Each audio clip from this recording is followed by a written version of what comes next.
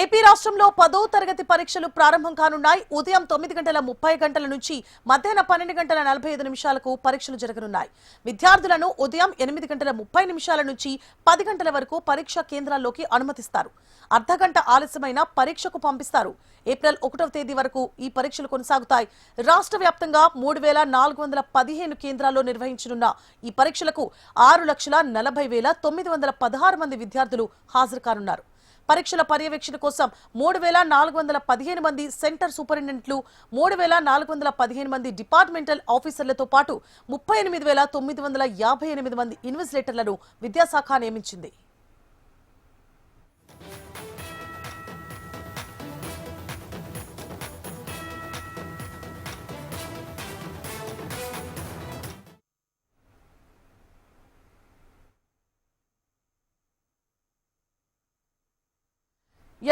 AP రాష్ట్రంలో ఇవాళ్టి నుంచి 10వ తరగతి పరీక్షలు ప్రారంభం కానున్నాయి. ఉదయం 9:30 నుంచి మధ్యాహ్నం 12:45 వరకు పరీక్షలు జరగనున్నాయి.